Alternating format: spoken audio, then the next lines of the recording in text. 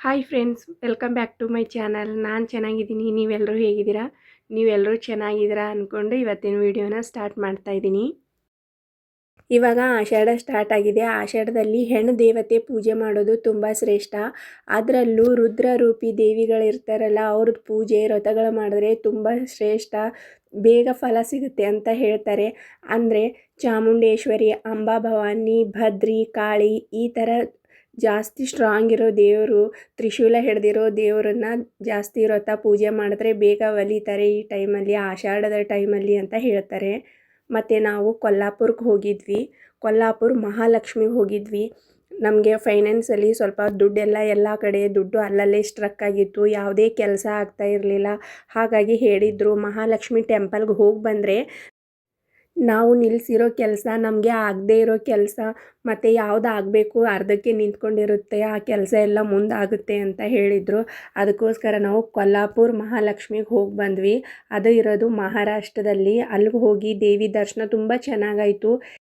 ಅಂದರೆ ನೀವು ಏನೋ ಒಂದು ಕೆಲಸ ಸ್ಟಾರ್ಟ್ ಮಾಡಿರ್ತೀರ, ಆ ಕೆಲಸ ಸ್ಟಾಪು ಆಗಿರಲ್ಲ, ಇಲ್ಲ ಸಕ್ಸಸ್ಸು ಕಂಡಿರಲ್ಲ, ಅರ್ಧಕ್ಕೇ ಸ್ಟಾಪ್ ಆಗಿರುತ್ತೆ, ಅಲ್ಲೇ ನಿಂತ್ಕೊಂಡಿರುತ್ತೆ ಕೆಲಸ. ಮಾಡೋಕ್ಕೂ ಮನಸ್ಸಿರಲ್ಲ, ಬಿಟ್ಬಿಡೋಕ್ಕೂ ಮನಸ್ಸಾಗಲ್ಲ, ಆ ಥರ ಅರ್ಧಕ್ಕೆ ನಿಂತಿರುತ್ತೆ ಕೆಲಸ. ಆ ಕೆಲಸನ ಮತ್ತೆ ಸ್ಟಾರ್ಟ್ ಆದರೂ ಆಗಲಿ ದೇವ್ರೆ ಅಂತ ಅಂದ್ಕೊಂಡು ಹೋಗಬೇಕು. ಇಲ್ಲ ಯಾರಿಗಾದ್ರೂ ದುಡ್ಡು ಕೊಟ್ಟಿರ್ತೀವಿ, ವಾಪಸ್ ದುಡ್ಡು ಕೊಟ್ಟಿರಲ್ಲ, ಅವ್ರು ಕೊಡಲಿ ಅಂತ. ಅಥವಾ ಏನೋ ಒಂದು ಕೆಲಸ ನಾವು ಅರ್ಧಕ್ಕೆ ಬಿಟ್ಟಿರ್ತೀವಿ, ಇಲ್ಲ ಮಾಡಬೇಕು, ಆ ಕೆಲಸ ಸಕ್ಸಸ್ ಕಾಣಬೇಕು ಅಂತ ಅಂದ್ಕೊಂಡಿರ್ತೀವಿ, ಬಟ್ ಆ ಕೆಲಸ ಸ್ಟಾರ್ಟ್ ಮಾಡೋಕ್ಕೆ ಆಯ್ತಾ ಇರಲ್ಲ. ಆವಾಗ ನಾವು ಕೊಲ್ಲಾಪುರ ಮಹಾಲಕ್ಷ್ಮಿಗೆ ಹೋಗಿ ಒಂದು ಧ್ಯಾನ ಮಾಡಿ ಹರಕೆ ಕಟ್ಕೊಂಡು ಬಂದರೆ ಅದು ಆಗುತ್ತೆ ಅಂತ ಹೇಳ್ತಾರೆ. ಆಮೇಲೆ ಹರಕೆ ಕಟ್ಟಿದಾದಮೇಲೆ ಆ ಕೆಲಸ ಎಲ್ಲ ಸಕ್ಸಸ್ ಆದಮೇಲೆ ನೀವೇನು ಹರಕೆ ಅಂದ್ಕೊಂಡಿರ್ತೀರ ಅದನ್ನು ತೀರಿಸಿ ಬರಬೇಕು. ನಾವು ಅಷ್ಟೇ, ಇವಾಗ ಸ್ವಲ್ಪ ದಿನದಿಂದ ಏನೇ ಕೆಲಸ ಮಾಡಬೇಕು ಅಂದರೂ ಕೆಲಸ ಆಗ್ತಾನೇ ಇರಲಿಲ್ಲ. ಅರ್ಧಕ್ಕೆ ಕೆಲಸ ನಿಂತು ಹೋಗ್ತಾಯಿತ್ತು.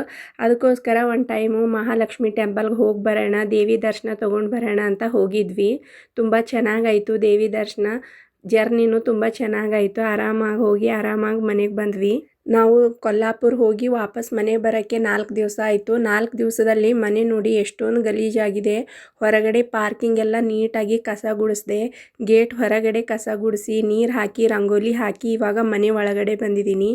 ಮನೆ ಒಳಗಡೆ ನೀಟಾಗಿ ಒಂದು ಸಾರಿ ಎಲ್ಲನೂ ಧೂಳು ಹೊಡೆದು ಅದಾದಮೇಲೆ ಕಸ ಗುಡಿಸಿ ಇವಾಗ ಮನೆ ಒರೆಸ್ತಾ ಇದ್ದೀನಿ.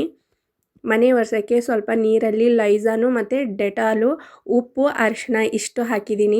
ಉಪ್ಪು ಮತ್ತು ಅರಿಶಿನ ಮನೆ ಒರೆಸ್ಬೇಕಾದ್ರೆ ಹಾಕಿದ್ರೆ ಮನೆಯಲ್ಲಿ ಏನೇ ನೆಗೆಟಿವಿಟಿ ಇದ್ರೂ ಹೋಗುತ್ತೆ. ಮತ್ತು ಇನ್ನೂ ಒಂದು ವೈಜ್ಞಾನಿಕವಾಗಿ ಹೇಳಬೇಕು ಅಂತಂದರೆ ಅಲ್ಲಿ ಏನಾದರೂ ಚಿಕ್ಕ ಬ್ಯಾಕ್ಟೀರಿಯಾಗಳು ಇದ್ದರೆ ಆ ಅರಿಶಿನ ಮತ್ತು ಉಪ್ಪಿಂದ ಹೋಗುತ್ತೆ ಅನ್ನೋಗೋಸ್ಕರ ಉಪ್ಪು ಅರಿಶಿನ ನೀರಲ್ಲಿ ಹಾಕ್ತಾರೆ. ನಾವು 2 ರೀತಿಯೂ ತೊಗೋಬೋದು. ಮನೆಯಲ್ಲಿ ನೆಗೆಟಿವಿಟಿ ಇರಬಾರದು ಅಂತಲೂ ಹಾಕೋಬೋದು. ವೈಜ್ಞಾನಿಕವಾಗಿ ಎಲ್ಲಾದರೂ ಮೂಲೆಯಲ್ಲಿ ಚಿಕ್ಕ ಬ್ಯಾಕ್ಟೀರಿಯಾಗಳಿದ್ದರೆ ಹೋಗುತ್ತೆ ಅಂತಲೂ ತೊಗೋಬೋದು. ನಮ್ಮ ಮನಸ್ಸು ಯಾವ ಕಡೆ ವಾಲುತ್ತೋ ಆ ಥರ ಅಂದ್ಕೋಬೇಕು.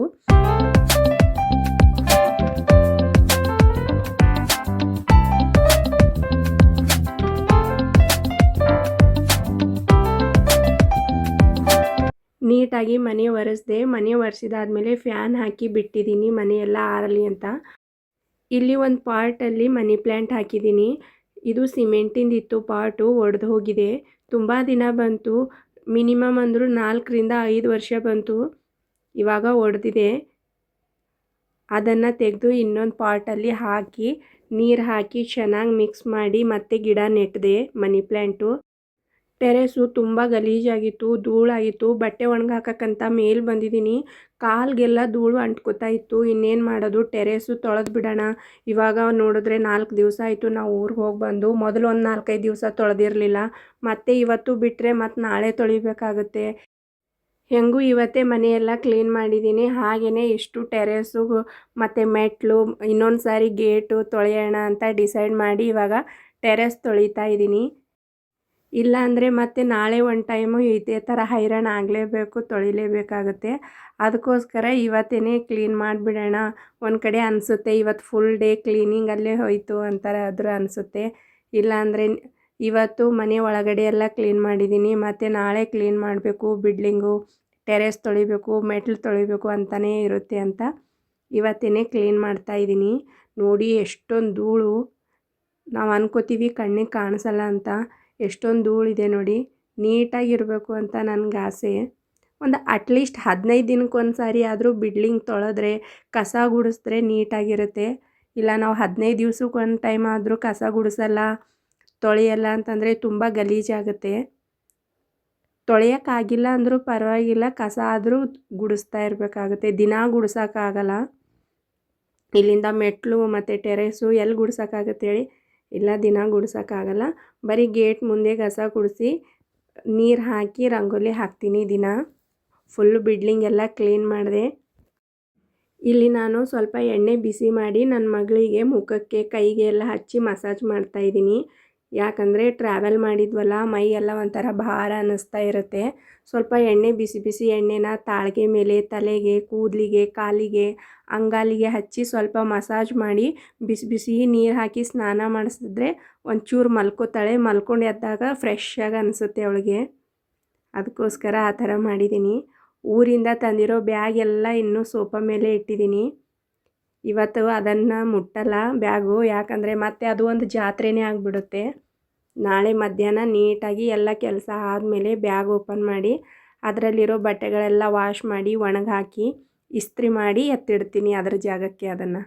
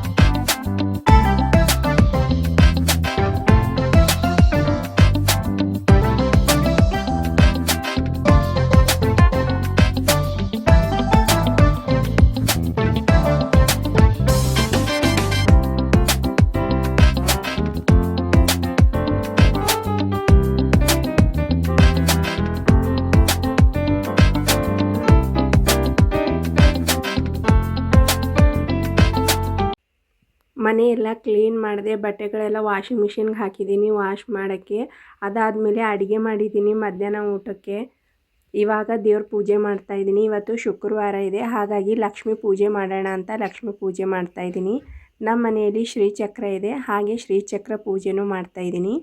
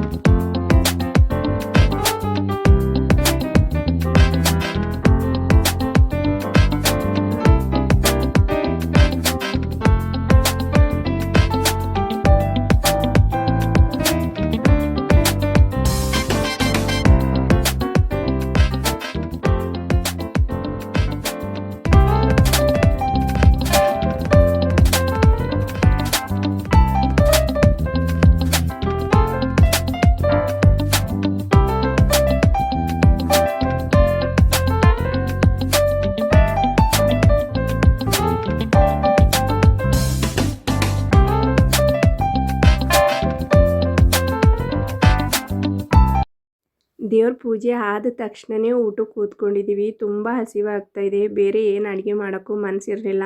ಬಿಸಿ ಬಿಸಿ ಅನ್ನ ಸಾರು ಪಲ್ಯ ಮಾಡಿದ್ದೀನಿ ಮೆಂತ್ಯ ಸೊಪ್ಪಿಂದು. ಅಷ್ಟೇ ಊಟ ಇವತ್ತು ಮಧ್ಯಾಹ್ನದ ಊಟಕ್ಕೆ. ನೋಡ್ತೀನಿ ಆದರೆ ರಾತ್ರಿ ರೊಟ್ಟಿ ಮಾಡ್ತೀನಿ. ನನಗೂ ತುಂಬ ಸುಸ್ತಾಗಿದೆ. ಟ್ರಾವೆಲ್ ಮಾಡ್ಕೊಂಡು ಬಂದಿದ್ದೀವಿ.